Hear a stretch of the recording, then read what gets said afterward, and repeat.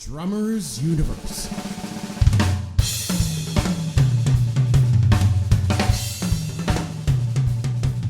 Ladies and gentlemen, welcome to Drummers Universe. We're going to delve into we delve here into the minds of some of the most dynamic drummers around. Today, we're going to be talking to Callum McAdam, a guy who's been living and breathing drumming since he was the age of 15, right? Yeah. And at 18, he laid down tracks for his debut album in Los Angeles with the Grammy-winning producer Pat McCarthy, and from touring Russia, Brazil, UK with the band Bipolar Empire, to now rocking out sold-out shows with Wild Youth. Callum's drumming journey has been a wild ride. In 2023, he and his crew represented Ireland at the Eurovision Song Contest, so he's been a bit busy. Not only that, and getting married over the last year. So whilst recovering from all this, he's decided to come in, bless him, take some time, come and have a chat with us, playing live for a staggering 100 million viewers worldwide during that.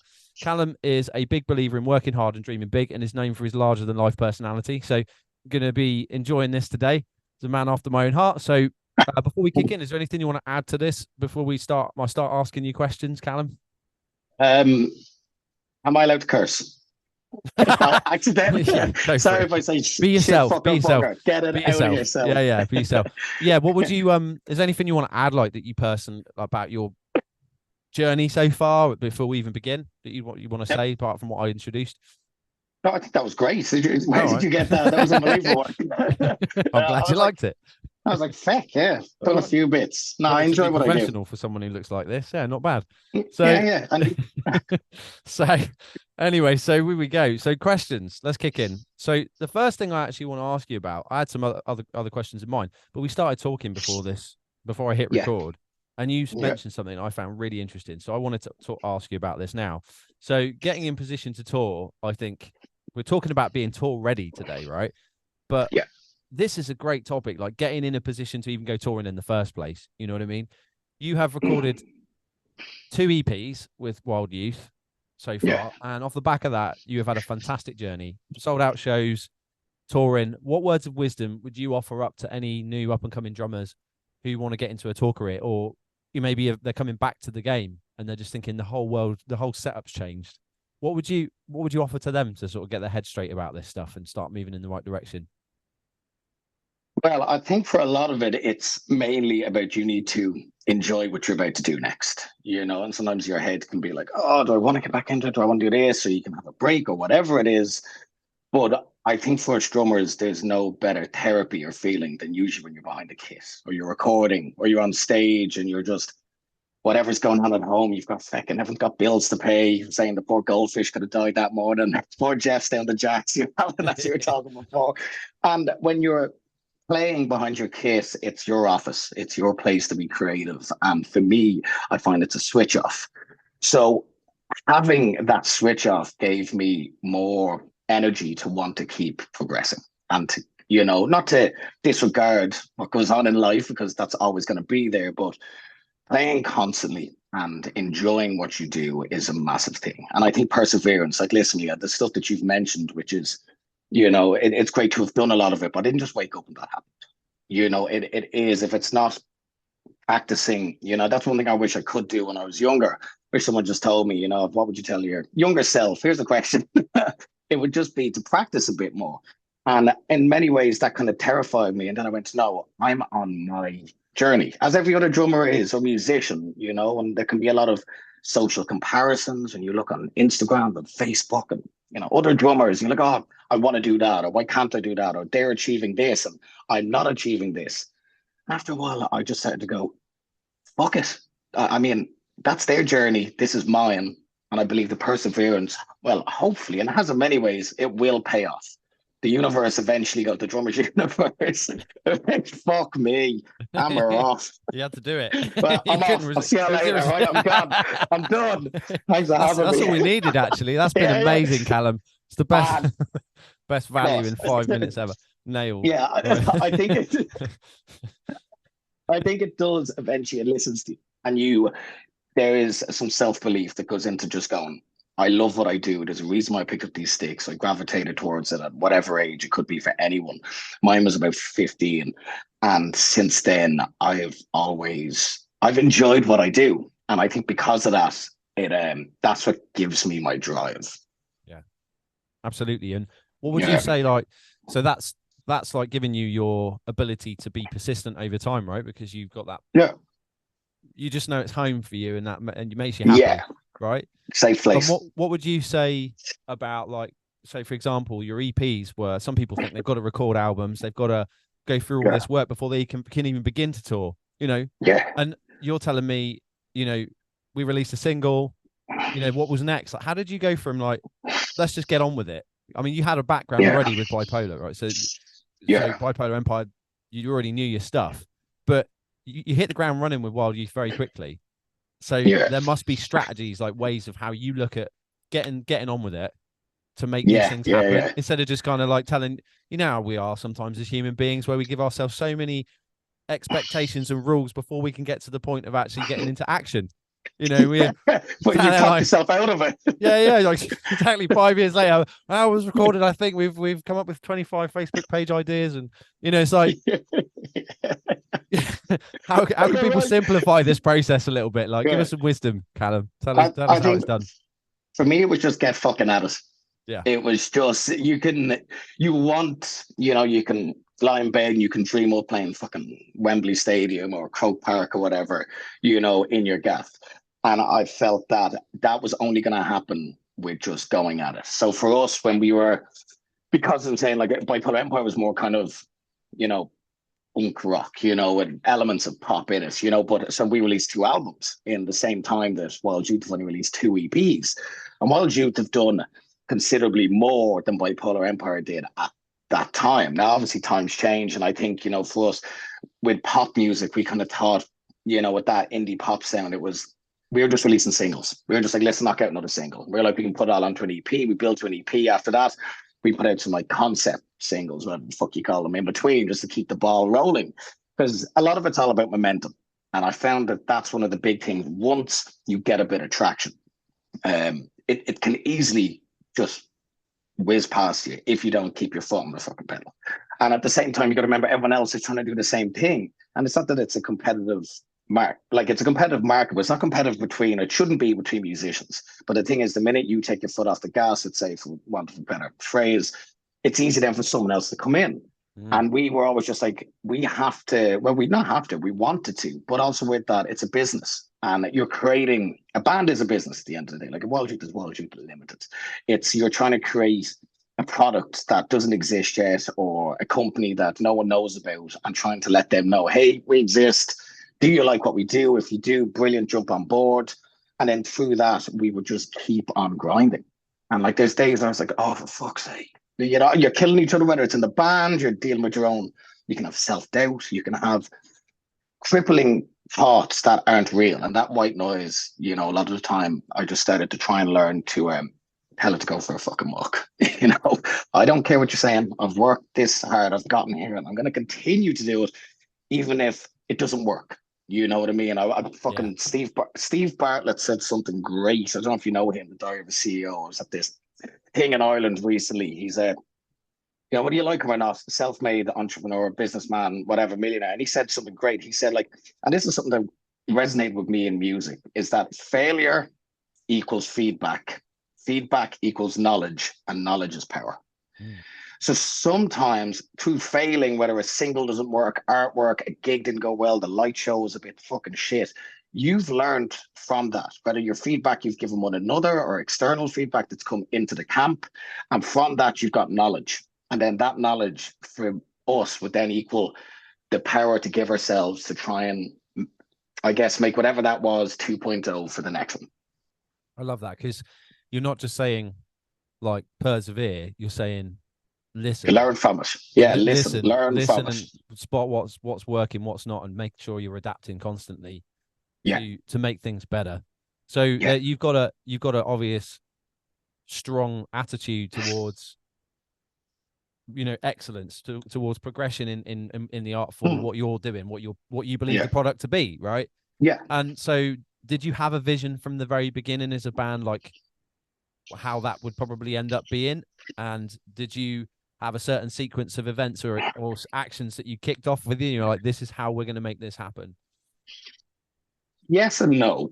At the same time, there is also, like, as musicians, I think we can be dreamers, and that's an amazing thing to be. I've been since I was like fucking 12. I was like, I'm playing the Pyramid Stage at Glastonbury. I'm fucking headlining Coachella. Like, listen, Yeah, yeah. it's not to say it hasn't happened yet, but it's not to say that it won't. And I No. think in many ways, whether you are spiritual or whatever you believe in, there's it's important to have not only a belief in yourself and what you're aiming for, but don't be scared to be like, yeah, I am going to do that. Or like, I want to, essentially, because it's like a fucking, what do you call those things? Like a vision board, that kind of saying, no, I don't have one. I kind of up here. And sometimes it's great and sometimes it's complex. But, I think for us, whenever let's say we reached a milestone, we were proud of ourselves, but it gave, I guess, a bit of that hunger to go, right, that is amazing. We've proved to a past version of ourselves that we could get here. So if we've got here, there's nothing to say now we can't get there because we've already got to this step one. So I think every time there was the smallest little win, whether we got a tiny write up in a little local newspaper, or like on the back page of a music magazine with 2 words, it didn't matter. It was still it's an acknowledgement for the hard work you've put on behind the scenes that I guess no one sees how much hard work you probably do as well in Drummers Universe, setting this up, your kit, the microphone, interviewing people. People always only see the finished product and the end result. And I think because of that, it's important then to keep working yourself to try and build to the next thing. So it's always growing. I love how you're paying close attention to those little wins and actually really celebrating them, because I think Yeah. what I get from you there is that you are using that as fuel to keep that motivation up, because as you say, 100%. you may not always get paid monetarily, but if you can see, wow, that's been acknowledged, at least there's like, if you can really appreciate that, there's a feeling inside you that's going to feed that result, right? It's going to feed you continuing to take action. Whereas I think sometimes 100%. we can breeze by those things because so maybe you get so obsessed with the outcome that Yeah. you forget that those little wins are all important steps towards the outcome. And therefore, if you don't Every, celebrate them as much as you would your outcome, you'll fizzle out early, won't you? Because you don't feel good about the journey. So I really like that. 100%. That's really, Yeah. I think that's sometimes it. You can focus too much on the end result and you don't realize every little stepping stone that is helping you get there. And I've done that in the past where I was just like, oh, I just want to get here. And then I got there and then I wasn't as happy as I thought I would be when I got there. And I then wanted to get to somewhere else. And I had to recalibrate and rewire my mindset, I guess, to go, no. You didn't get there just because you woke up, fell out of bed and fucking you're on telly or you're doing something, you're playing a festival or you're whatever it could be. It was like, no, every little fucking email, phone call, argument with your band, whatever it could be, has, we've all fucking got them. It's not a band in the world. yeah. Some of Everyone's the in a best headlock. have had the worst, you know what I mean? Like, I mean, Yeah. the police have a very special I reputation. was just going to say the police. I was just going to say 3 different limos, 3 different hotels, 3 different jets. They only see each other on stage.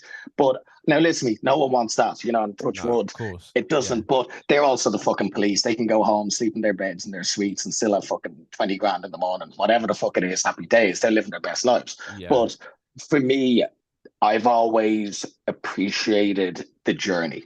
And no matter how doubtful it can be. And, sometimes, don't get me wrong, I'm not like, sometimes the journey is as crippling as anything, but it's nearly like when you then get to a place that you've envisioned, you're like, fuck me. Wow, it does work. Like it can work, let's say. So when you're do you have management right now with Wild Youth, or are you guys, how does the operation work for you guys as far as touring's concerned? Like, what's your structure for making sure your touring's happening consistently and it's moving along smoothly? Well, like we have a good team, and we've had a good team for a while, and then whether with Universal, then publishing, and then we had Warner with us for a while, which was great, and that was just kind of releasing singles, nothing too major, but we were doing a lot of it ourselves.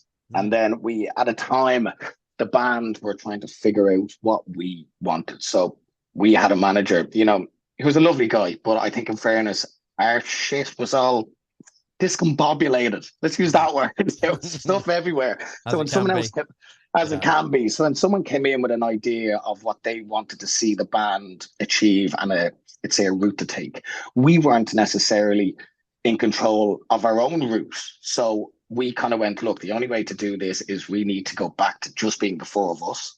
We need to make sure as a unit, you know, everything's on the right path. And then it's easier to have advice and direction from people externally. So like when we were doing the Eurovision, we kind of, you know, there was a team around us like TM, sound engineers, stuff like that, and Lampy, whatever else. But we were kind of managing ourselves, and you know, good or bad, however you want to say. We'll leave that there. And I just that I think we all did that going into, you know, record at the start of December now. Yeah. We want to just be focused on the four of us so we can make sure that we are achieving the best work we can as the four. And then we have, I guess, a better state of mind to see where we want to go next, or hopefully see where we can go next, you know? So what's interesting to me, right? Because it depends on the band and the characters in the band as to whether or not that's even doable. But I can only guess that all of you guys are very self-motivated, and at least most of you are, you know, pretty dialed into wanting to do what work is required outside of actually recording, playing, and all of that. But the actual, like, the business, like promoting yourselves, getting in touch with venues in order to set things up correctly, you know, building your audience and all of that stuff. It's a lot of work, right? That people, goodness me, that's where the iceberg is, right? The surface, you've got the album. That's actually, even though that's a lot of work, that's tiny compared to all of the other stuff that has to go into it, all the admin, right? Yeah. So would you like to talk a little bit about what you feel in terms of touring, getting ready to tour? What's the actual admin in that? What does that look like behind the scenes to make something like that happen? Well, I'm sure as we all know, a lot of it is finding the right venues to play that suit where you're at. You also, you know, you want to make sure the tour is a sellout because, like, and it's such a poxy thing, but the market's got more fickle, it's got more transparent, and you want to do the best. And you also want to play venues that suit what your, I guess, it's a product, your music that you want to advertise or you want people to enjoy. So beforehand, like, I mean, it's extensive rehearsing. Like, we have it ironed out that nearly, you know, at some stage, like one of my favorite bands, Muse, like Dom Harrod's one of my favorite drummers, like one of the people I grew up kind of inspired me playing drums. And I just watched, like, their set nearly just seemed like it's like they hit the click at the start and it just continues all the way through. Like, you know, I'd say like a theater show. Everything's mapped out where you stand, when you talk, what you do, but also allowing room to be a human being, that you're not a robot on stage, but that everyone knows where your cues are, where you're going to be, what you're going to do. It's not like being fucking backup dancers or mad shit going on, but it's more. Yet. Ring out. Come on. I mean, you could be, you know, I don't know. Delete. Press the, just knock the pad in. Let's get this bit. Just get up and go. You know, just that's it. Let the computer take this one. Callum's going for it. Yeah. You be your own Bez. I'm off. Be your own Bez. That's a t-shirt right there. So that's the next one. I'm getting that. But I think it's like, if you don't put in the work beforehand, and I found it on some tours where we've just been a day or two, like, too late starting the rehearsing process. And then before you know it, you're on the tour, there's some gremlins going on. And like, sometimes then you can have a go, if only. But then sometimes you go, fuck that, not if only. We're here now. Listen, you fucking play to your strengths, and inevitably something's going to go wrong. A lamp's going to stop working. You know, the SVD could go back and track player, you know, the fucking feedback. Like, we were touring we were in France one time, and we were on tour with Coldla, an Irish band. And it was the first night of the tour. We're doing a European tour with them. And Ed was playing guitar. He's lovely Vox AC30, and everything was set up lovely from the start of the tour. And Dave went over like the Tasmanian fucking devil, and didn't he fucking drop kick the jack out of the amp, but not the input all the way into the back, which also, like, it somehow fucked the valve. Two of the knobs in the thing went. First thing of the tour, feedback, it wouldn't fucking register. Everything was shitting itself. This before you had the Kemper. And we were just like, oh, of course. Like, we have another like fucking 15, 16 dates. What are we going to do? And we went, it's fucked. Let's figure out a way to fix it. We got something to look at it. Like, you problem solve. You can let it be like, oh, the whole world's over. This is all shit. That's going to go. Like, I was playing a gig once, my SPD went, one halfway through the set, and it just kept skipping this song. And at that time, like, I was working off the SPD for tracks, which does its grand job. But that thing is like, like you're bouncing wood off pieces of rubber. Like it's bound to eventually shit itself. And we just couldn't get it past this bit. And it just kept fucking up. And we're like, look, we know how to play our instruments. We know what we're doing. Like it can be so easy in a second to let your whole world crumble in on top of you. So sometimes I find this thing and I can be quite reactive or bouncy, as you've probably seen on this. I can't really sit too fucking still. Hence why I'm a drummer. I guess. It really Need worked. some energy for that, yeah. Yeah, 100%. And instead, what I did was I just went, have a fucking breather. Because you can't problem solve when your mind is running a million miles a second. So there's a lot to be said, like, time's going to keep going anyway. Take 10 seconds.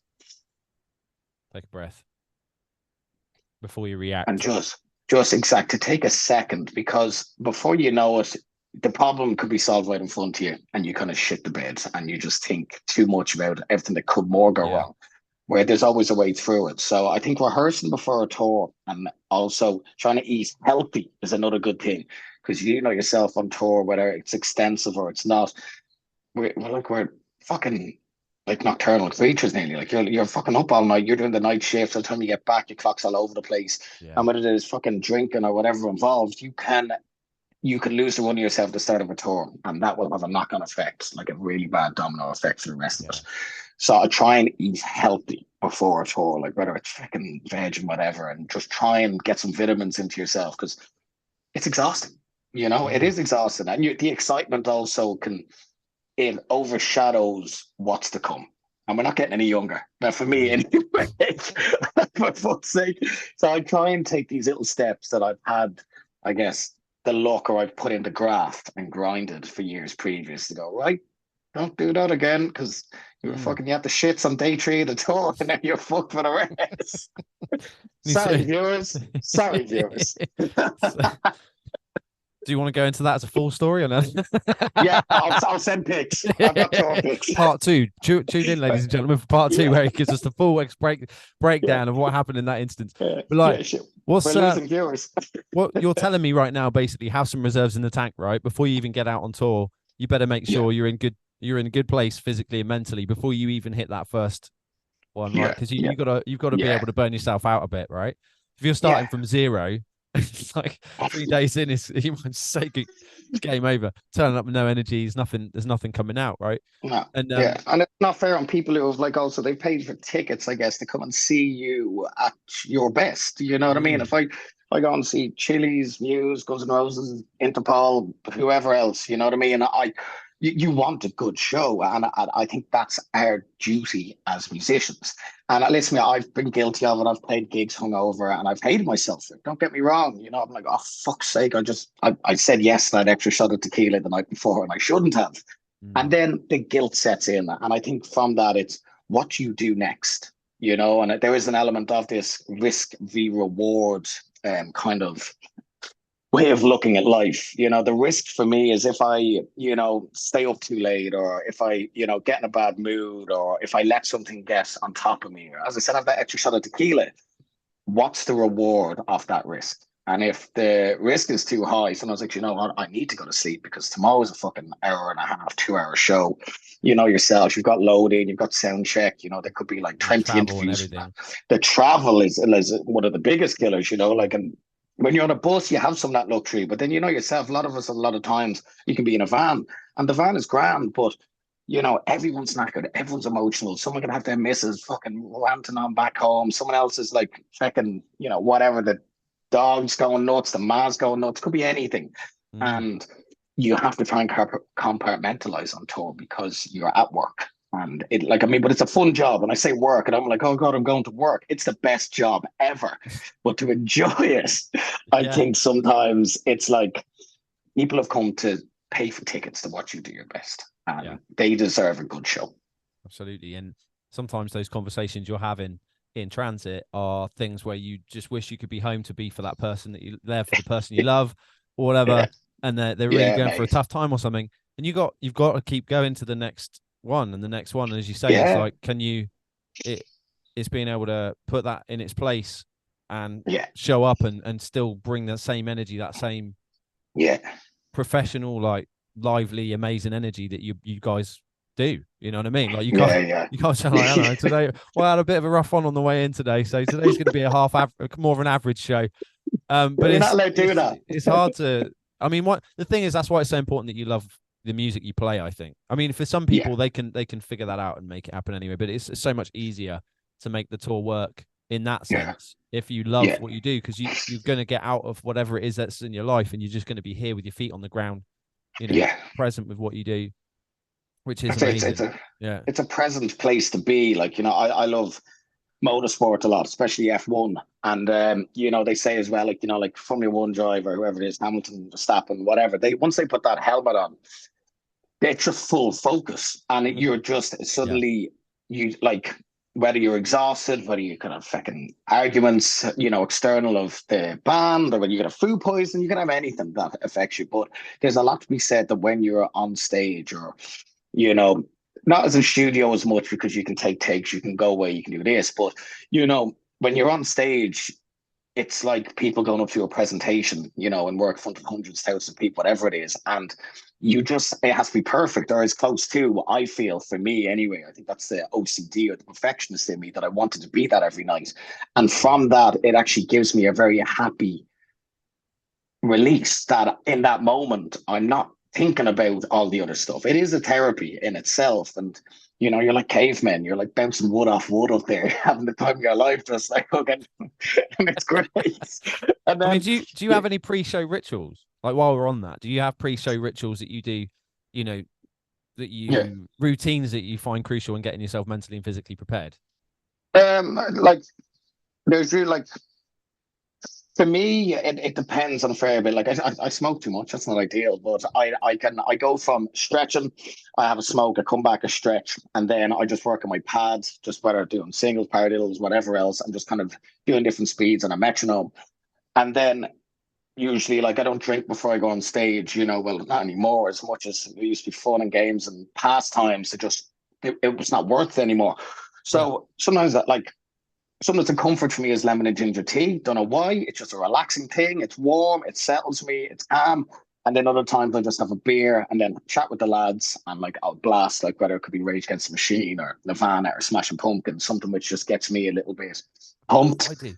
It's exactly. Yeah. Like, it's funny, isn't it? It doesn't sound very rock and roll. Lemon and ginger tea, please. Yeah, And then yeah, you're like, yeah. But then you knock on some Smashing Pumpkins and you just air drum it out. But That's like, it. I've if It's you an warm up and your down. wrists and you warm up your wrists and hands, wrists and hands, Yeah. your wrists and your Yeah. ankles, Yeah. Wrists and your hands. But yeah, hands too. Why not? All of it. Yeah. Whatever you can warm up, get it warm, and then you go. Yeah. You can do, like you said, playing over tempos. I think that's such a valuable thing. I like doing one Yeah. click in every four as well, like over a metronome, so that you really dial in Yeah. your tempo and your control. Yes. Yeah. I know Steve Gadd used to sing, subdivisions prior to going into studio sessions over a metronome. Nice. Just trying to get that Yeah. clarity of the time, like making sure his time Yes. is really deep in his nervous system Yeah. Yeah. before he even touched anything.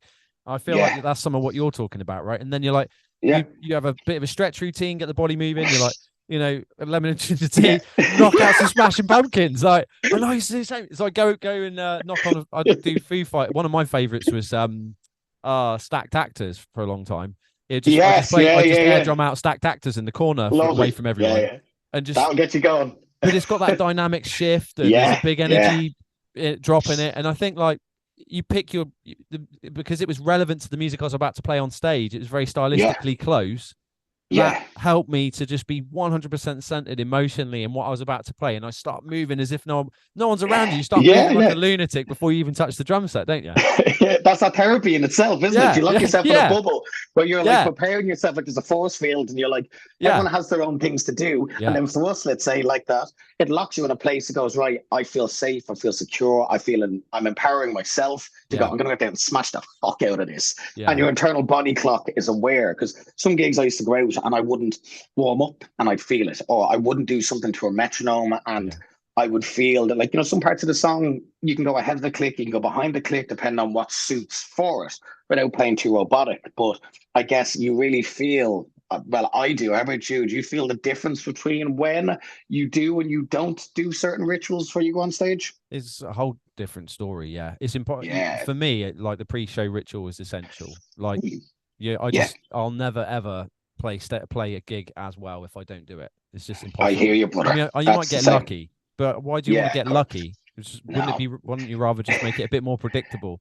And like the great thing is Exactly. that way, going on stage and being accustomed to the situation, there's so much to process in that moment. You can't kick Yeah. the show off with the energy that people deserve, and then it takes you 2 or 3 Yeah. songs to actually make it what it should be. You should. True. For me, it's like, do you have a pre-show ritual as a band? Like, do you ever do anything just before as a team before you go on stage or anything like that as well? Like we go through different stuff. Like, we're not ones who like saying grace or anything like that, or like necessary. Nothing against that. We're just not that Yeah, kind yeah, of, band. It'd be more that usually, if we kind of cheers a beer together or something like that, kind of a bit of a jumping around the place. Sometimes we just kind of yeah, take the piss and just like there's just a bit of slagging and messing where it's all just yeah, go out and enjoy yourself. You're not going out taking yourself massively seriously, yeah, as in the sense you're not like, I'm a fucking god, I'm on stage. It's like, yeah. no, we're human beings playing music for other Have a human beings laugh who love and music. Have a yeah, laugh.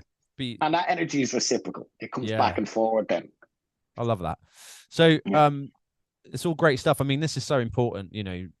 as a touring musician, is being able to be consistent over time at every show, even when your Yeah. energy's low. How do you get from that place to, and I think this is it really. Like, as long as you take care of Yeah. yourself best you can, you're still gonna have down days, still gonna have Yeah. times when it goes wrong. You got a pre-show ritual, and as a team, everybody comes back together again before you go on stage. You take the mic a bit, Yeah. you jump around a bit, get the energy Yeah. up as a team. You go out Yeah. as a force, as a team, Yeah. right? That's it. And then it Yeah. happens. It just happens. It comes. Mm. What about for you, gear essentials on tour? So for drummer enthusiasts out there, what are the must-have gear equipment you should bring on tour? Are there any specific items you've discovered over the years that have proven indispensable? Well, always a practice pad and heavier drumsticks than I'm going on stage with. I always just found the heavier sticks for me just gave me a better bounce.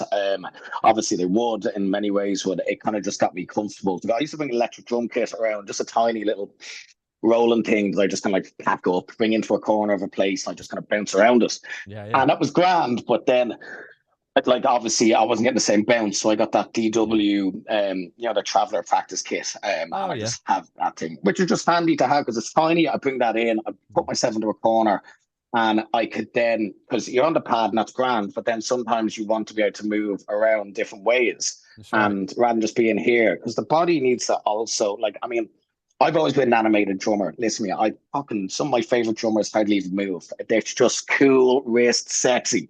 Where I think for me, I was always quite a hyperactive person. I was watching a Yeah, lot of Keep Moving. I was, even Chad Smith laddering through a kit, and I just enjoyed the performance and entertainment side of right. drumming, as well as great timekeeping and just trying to make sure that your show was consistent. Yeah, So for me, it'd be no use for me sometimes if I just sat there on one pad because I'd be a bit more animated and move. So I brought in that DW kind of traveler kit that just kind of allowed me to just kind of, I guess, get my torso moving a bit more. And also I had then a pedal that I could yeah, then be bouncing off that as well to keep my ankles going, because like I always had my hi-hat leg going for time. I think that was something much in Dom Howard as a teenager. Like, where's the fucking then like everyone else here? Chad Smith does it as well. And I found in some ways like you're like we're athletes at the end of the day. We yeah. are athletes. We're using every bit of our body. And I remember there was some study on it. It was like a Premier League footballer and Clem Burke, Blondie's drummer.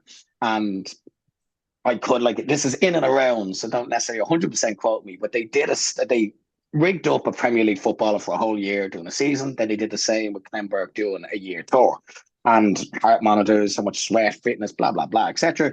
And it turned out that like Clem Burke had done like the same as a Premier League footballer in a season as he did touring, but also a bit more. Don't know what the percentage was, 10%, Mm-hmm. 20%, whatever. That's And right. that really made me go, these Premier League footballers, like they're the fittest fuckers in the world. I think sometimes as drummers, we don't give ourselves enough credit, and other people, and I said, but we're not looking for their approval, but it's to give ourselves a bit of love to go, we really fucking work. Yeah, And with that, it's not always going to be as consistent if you're not trying to look after your body or give it a bit of love to go, hey, I'm thinking of you. I know what you got to go out and do. It's all good, the mind thinking of it, but the body needs a bit of love to warm up and to do things that allows that thing to go, right, I'm fucking ready to go. and Let's fucking get out there. do you cool down as well? Do you use like cool down methods and ice up and stuff like that? I know Greg Bissonette So, used to talk all the time about icing up after gigs. yeah, I really fucking should. That's something that I wish I did. I mean, for me, I had this poxy habit where I just wanted to smoke after I played, which is the worst thing because I'd go outside, I wouldn't put a hoodie on, and all the muscles that have loosened and got warm, they can only then go like this when I'd go outside and I'd be Baltic outside of the stage door or whatever. And I just like, you Well, it's stupid kind of fucker. icing up in a way. I, Just using natural thank you, environment. Matt. There you go. Thank you. Just a full Natural body icing. ice up. That's what you do, Yeah. That's basically. it. In a sense. I wake up in bed the next day. I'm like, oh, for fuck's sake. But yeah, I should do more. Sometimes I do, and other times I think my energy is so, it's even gone more off the Richter scale at the end of it that, I'm nearly like flubber bouncing around the fucking science room. So I'm kind of so I think I naturally end up warming down from being giddy because suddenly I'm just sitting in the couch in the corner, just like, yeah, good gig. What I'm getting from you so far, mate, like earlier on we were having a chat, you basically covered camaraderie on the road a bit. That was something I was going to talk to you about, and also like dealing with setbacks. I feel like we kind of covered that fairly well. So like I've only got like another question or two left, but before I go into those, I just want to double check, was there anything you wanted to add about keeping that camaraderie on the road and dealing with setbacks, or are you pretty happy with what you discussed so far? Anything you wanted to add to it, or are you good? I think what's important, and sometimes I've kind of said, thank you for asking that, actually fucking bang on, because it's a good thought to think, and like sometimes you don't want to be like, it's not about always being happy families, because you're not going to be. Even our own bloodline families aren't always fucking happy. Everyone's got fucking ups and downs and this and that. And I think transparency is an important thing that sometimes you don't give to one another. You can shit manifests if you don't nip it in the bud straight away. Before you know it, you're launching a snare stand off the, across the room with the guitarist or whatever. I haven't done that, but I'm saying that is something that can does come. get that heated sometimes, right? It does, massively so. And I think it Especially comes when you're all because tired and it's like 13th show or whatever. Yeah. And, oh, it's 100%.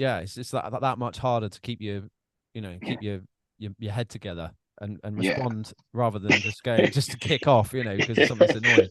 Yeah. Everything gets fickle then. I hate the color of your fucking socks. They're stupid. You're like, that's nothing to do with the gig, man. What are you and then saying? people actually react to that, Yeah. I think that's it. It's just to be like, my mum bought me these socks. Yeah, it's like, how dare you? These socks. Yeah. Don't say it about my socks. Yeah, when you get pineapple on a pizza, shut your mouth. Well, I like pineapple on the pizza. Well, fucking Jesus Christ. That conversation, yeah. Yeah, and so we won't go to. And how transparency. What do you being honest? Yeah. I think sometimes, and it's difficult. Sometimes you're just like, what you think in your head can blow up or turn into something massive. It will sometimes if you let it manifest, and more times than not, you'll talk yourself out of doing something or saying something. That little fucker in there, sorry, a lot of language, but this little guy in there will, he doesn't exist. It's a white noise, and his job is to convince you stuff that isn't actually true. And it's easier to gravitate towards a negative than a positive. So for me to try and keep that positive, sometimes I find it valuable to myself rather, and the energy that goes around, and just go, look, I'm a bit pissed off at that, or that's that. Look, I just want to fucking say it to you because I don't want it to become a bigger thing than it really isn't. And you hope then that your bandmates, your friends, when you went to school together, when you're manufactured, whatever it is, you respect the other person, because it takes balls. No one wants to say it. No one wants to go in and like, oh man, I'm not bitching and moaning. I don't want to say this and that. You're just like, I don't want us to get to fucking show 20 down the line and suddenly we're fucking pointing fingers at each other and getting annoyed. That could have all been resolved by just going, hey man, I just want to say, or sometimes, here, I fucked up. I want to let you know that I'm aware that I fucked up, and I don't want you getting stressed about it either. And I'm just put my hands up. Yeah. Just take accountability. I think if something does go wrong, it's your fault. And also, don't be scared to converse with your bandmates. Like, hey man, I just want to iron something out because it's not worth becoming something it shouldn't. I love how your wording is on that as well. Like, you can hear the respect in it. You can hear the fact that you're establishing that you don't want it to be a big thing. It isn't a big thing, and you don't want it to turn into a big thing. It's just we can get that fixed now or sorted out. And you're also like, you've got to, as you said, you've got to be willing to take it if you dish it out. So even in that softer context, like, you've got to be willing to hear criticism. Even if it isn't always fired back as gracefully as you delivered it, right? So it doesn't always work out. People are quite so careful with their wording, and you got to be like, I hear what you're saying, and I can own this.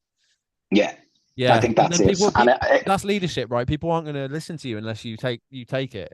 You got to take it gracefully. Otherwise, People just are not going to hear your criticism, you know, even if Not it is at all. dealt with well.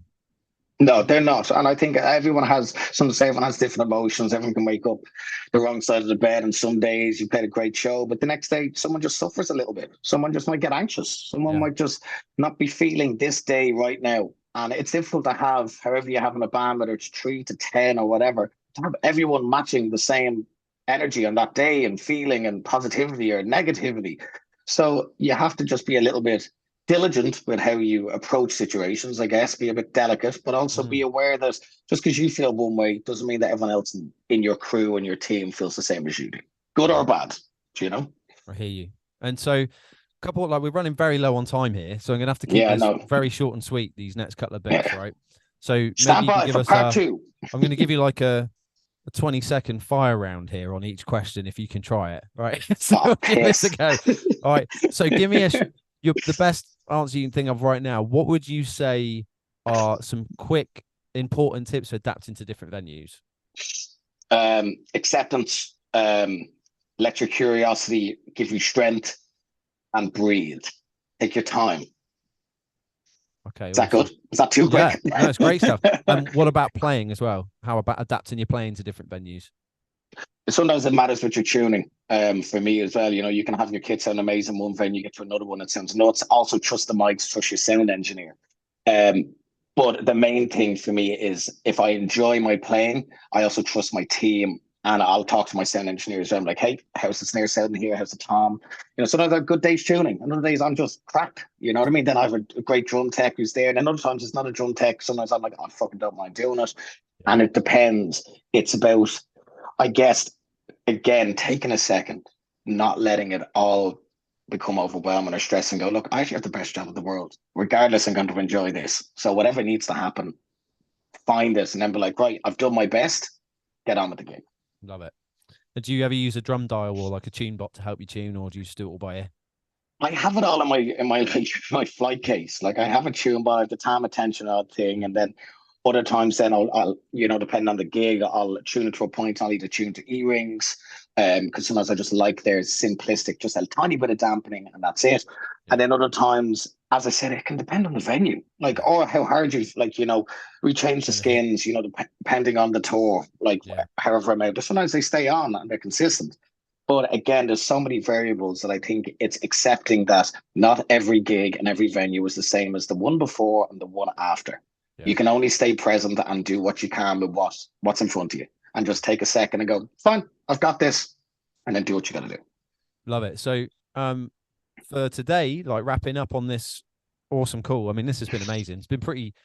Thanks for having me, mate. It's been chock full of really useful information personally, and also it's been a good laugh. What would you say, with such a large audience that you have, like, for example, this recent Eurovision experience, how do you leverage social media and other platforms to connect with your fans while on tour? And are there specific strategies you found effective in building, maintaining that fan base? And is there anything you'd like to tell our listeners right now about what's coming up for you as far as projects are concerned, like any gigs, tours, things like CDs? Yeah, sorry, CDs. Old school. Yeah, I wish. Any EP launches CDs. Or going old school, man. Yeah. So you for social media, out vinyl. What are you doing? Yeah. So tell us. So connecting with an audience while you're on tour, specific strategies for building and maintaining a strong fan base, and what's happening for you. Okay. Well, I think strategies for me, like, never really been into. Maybe I'm old school. Like, I mean, social media does my tits in, for want of a better phrase. But I understand it's such an important tool for everything. I mean, when you're on the road, I don't mean like this is great, this is separate. What I mean is when you're on the band and you're on the road, you're like, I got to put the story. You have to do a post. You have to find out how much we put on to stay within the algorithm. There's algorithms everyone else posts at the same time. It's like it's saturated. So for us, it was trying to stay true to who we are as a band, who we are as people. And at the end of the day, people don't know who you are. And some people really want to get to know who you are. And I guess in some ways, you can easily be like, no one gives a shit, and then not put anything up. And we were really bad for that. We were like, look, if we put it on self-indulgent, here's us again, blah, blah, blah. You'd be surprised how many people really just want to know what you do, how you like warm up, as you were saying, like how you get yourself ready for the gig, what gear you're using, like, do you know what I mean? What do you do in between songs? What does your metronome sound like? You know, are you using SVD, using backing track players? What skins are you using? And before you know it, because you're posting, you're enjoying doing it more. You're getting a better, reaction or feedbacks coming on, and then you actually enjoy it. And that's where when I'm on the road, I guess you have stuff to post about. But you know yourself, if you're not really as busy, it's easy to be like, fuck it, I'm not arsed. But I think it's about being consistent when you're on the road and enjoying what you're doing with social media, because it is a tool. And unfortunately, whether you like it or not, it's a great tool and it is very beneficial, and it really lets people in and also lets you reach out. What was the second question? Yeah, just before we go there, do you play just basically a quick short question as well? Do you use advertising in prep for this stuff, or you literally run with organic strategies of communicating with your audience? Do you tend to use your organic? I mean, obviously, there's a lot to be said for slapping on a fiver or something on a post or something like that. You know what I mean? Even if you wanted to get a reaction on certain things, whether it was like, I heard about like a band do this, or they like have an artwork for like an album and they're not sure what they want to go with, so they put up 3 sponsored posts, 3 different artworks with a fiver on it each, and that in turn gives feedback, which lets the band know what they gravitate, because they've already created it. It's already theirs. It's just like, what would people like to see more? What would you gravitate towards more in a shop? Like, people are there to help, and it's important to not feel like, oh shit, I'm just not using anyone. Everyone's helping each other, and that's what I think. It's a tool to accept it. And in some ways, sometimes I'm great at it, some other times I'm crap, but we're all learning. Yeah, I mean, even trying to do it is a step forward, isn't it? Yeah. So just going, I'm not good at this, I can't bother. It's awesome. Just, if you don't feel disposed to it, just even taking that step of getting started, as you said, you get into it, but it's difficult at first if it's not your thing. Specific strategies you found building and maintaining that strong fan base to make it like to sell out tour shows and stuff. Anything on that front? I mean, a lot of it at first, before social media, has to come down to songs. It's down to your music, and that's what people are buying into. And then it can be whatever else, whether you do an acoustic thing on it online, whether you can put it up instrumentally, whatever you can do to give, I guess, content to people who want to hear what you're about. But a lot of it, unfortunately, now it's all algorithm based, isn't it? Like, it's like, if you're not in it, you're not going to win it. So, and it's just like a fucking stream of a million fish all fighting to get to the end. And you have to try and find a way that you're this little luminous fish, I guess, for some sort of an analogy or whatever you call it, going down the middle, and you're the one with a flag on the top of your head, and you get seen and you fight through it. And I find the only way that can happen, unfortunately, is usually from a lot of posting or content that people, want to hear about. If you constantly put up stuff, sometimes it works with people, and others like, oh, there they go again with the same thing again. So sometimes sit down, be creative, whatever you have, whether it's a glass of wine, whether you go for a walk, whether you meditate, whatever helps you to focus. Have a think, get a pen and paper, write it down. And again, like I said, failure equals feedback. As Steve Bartlett said, feedback equals knowledge, and knowledge is power. You have to fail to get this feedback. Do you know what I mean? And social media is like that, right? You get instant feedback. And the feedback is people didn't say anything. You just got tumbleweeds. Even if sometimes you get verbal feedback from people in those instances, right? Few of these in the comments. Some colourful words occasionally drop, but like most of the time, it's either you people just don't, they just blank it, and that's enough for you to know that they just didn't land, and you move on and try something else. That's it. Yeah, don't take it personally. That. I mean, it's. We can talk more about this. I'd love to talk about this again down the line. We can do maybe it. In another one. Of course. It'd be really interesting to hear some more from you about that. And tell us about, as we wrap up today, tell us about upcoming projects. What can people look out for from you? So we're going into record. I guess start of December, we're going into record. As I said, we've done so much, off the back of 2 EPs, which is great. And it was a risk we took, just kind of knocking out singles after singles and taking a different approach rather than being like recording an album, pop rock band, indie, in that sense. So maybe only people listen to 4 or 5. The money we'd spend on another 5 songs might not land. So we just were thinking, let's just keep putting out singles. And then we were like, you know what? It's actually mad to be like, God, to a point or not. And I'm a firm believer in albums. It was just kind of, I guess, the culture of the band. And now we're like, listen, we've done a lot. It's not only time for people who follow the band, but for ourselves to make a larger body of work. So the idea is to do an album, and but mainly just go in and record and just kind of look at all the songs we've got, new songs, old songs, and just enjoy the process of locking yourselves in a room and just knocking out some new songs. Love it, man. So you got some more music coming down the line, hopefully. That's 100%. Kind of the main mission. And is there any specific tours down the line at the moment? Is anything booked in, or have we just got like, or where do we go to find out more about what Wild Youths are doing at the moment? You know, where do we? Some of it at the minute, we've got some stuff there, and we're just keeping it to ourselves at the second, just to try and, which is great. It's That's exciting. A nice it's not like keep everyone curious. Come back for the next interview, ladies and gentlemen. Be the first to find out what happens with Wild Youth. Where's your website? Is it have you? Use your social medias. Everything's at Band Wild Youth. Every handle is at Band Wild Youth, and go in and find us there. Say hello, send a message, say whatever, and hopefully we see a few at the shows and ask me any questions, anything like that. I love chatting to people, especially drummers, because we're a good bunch. We're the goalkeepers of the band. Goalkeepers. That's so good. I've never heard anyone say that, but that's actually bang on. Yeah. Isn't it? Really we're the goalkeepers of the band. And what? We'll talk about that another time. But the mental psychology of what a goalkeeper has to do and a drummer, essentially in a band and football team. That's a different thing. But I found that there was a study on it, and I found it very interesting. On point. And the last thing I'd just quickly check in, like, if anyone's watching this right now, it's a possibility that someone out there might be thinking of booking you guys or getting in touch about you guys for a tour or something like that. Is there anything else you want to share about that to let them know? Give us a shout, send us a message, and hopefully for free we can make something happen. I think next year the idea is we Roadrunner. Beep, beep. Do 2024, hit the ground and just fucking smash it. As we were talking beforehand, there's a lot of momentum that can be lost for us bands and musicians during that poxy apocalypse, the pandemic. So some of it's rebuilding that after the fallout, and that's a chat for another day as well. But thank you for being forever supportive. I want to say as well, I love what you're doing. I love what the whole team's doing. Ali, the rest of you, it's amazing. Drummers Universe is just, thank you for bringing me on. Thanks for letting me be a part of it, because it's great to see. I'm learning constantly. Yes, I don't have it. I'm going to get posted this out to me. Ali did. Yeah. My grunge look for today. It's too cold for a t-shirt, but I can go old school. But no, I just want to say I love what you're doing. Fair fucking play. And it's great. No, it's great to see, because I spend most of my mornings when I wake up, I'll go into Drummers Universe, or when I'm going to bed, just watch other players. And I'm proud of everyone on there. Keep posting and supporting one another, especially as a community of drummers. I think we're always ones that are quite sound and kind. So keep that soundness and kindness. We don't need to be anyone ever having a go, or you're this, you're shit, you're great. No, let's support and love, because we're all grinding and we're all practicing and we're all doing our best. So let's look after one another. Love it, man. That's an amazing way to to finish up this interview.